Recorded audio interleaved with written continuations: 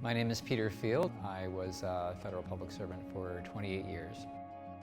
Obviously, as a public servant working in Ottawa, federal government buildings are pretty secure. For me to navigate from the front door of a building, find the security gate, put a pass against a panel, as a society or whatever, we could do a lot of rethinking around how to make those barriers more accessible.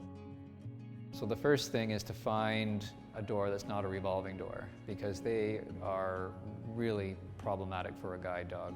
If, for example, a large building has a sort of glassy front surface, that's a problem for a dog. It's got to be able to find a defined door. So things like distinguishing features to the door itself, whether that be colored indicators, audio cues would be helpful.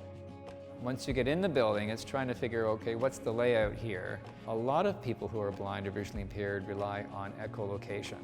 So sounds in the environment coming back to them to tell them how big a room or a lobby might be. There's no real standard about where a security desk is, and if there's a lot of ambient noise, then it's difficult to locate that desk. Once you find the desk, you then got to find your way to the elevator. Then you've got to figure out, well, where are the call buttons? Are they going to be on the right of me? Are they going to be on the left of me? If the elevator, in fact, has a call button. I mean, somehow standardizing that would be great.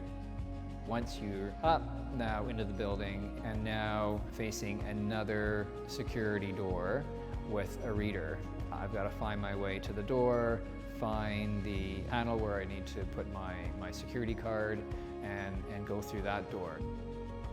Of course, now we're in new workspaces, Workspace 2.0.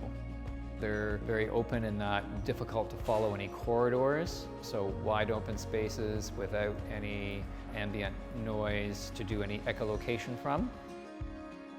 Really important, again, for everybody is signage, right? So everybody appreciates knowing where they're going. So designing signage which maybe have some large print on it, maybe some pictures on it, and finally some braille on it. So I find that really useful in a number of environments.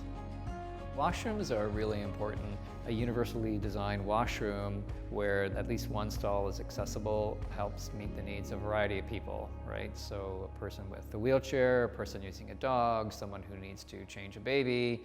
And then the other thing is making sure that things are proximate to each other once you get to a sink. So sink, soap, paper towel, garbage can, all within a close proximity. I had an interesting situation where I went in to use the washroom, washed my hands, couldn't find the paper towel, and just thought, oh, what the heck, they'll be dry in 20 seconds. Walked probably about 20 feet, and there's the premier wanting to shake my hand, and it's like, oh my God, it's all wet. Like, nothing worse than that. For stairwells, people have begun installing things like standard handrails, as well as the tactile flooring and colored edges on each of the steps so that you've got good color contrast to follow the steps down.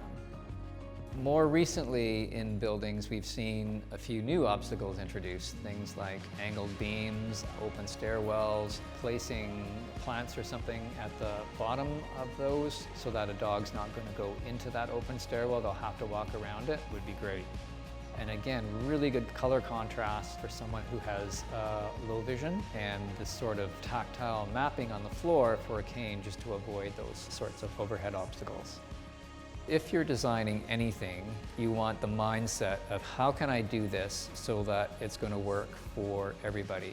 Good design leads to greater independence, leads to greater confidence, and more contributions going forward. So there's a whole downstream effect, I think, of really good design of the built environment in a universal way.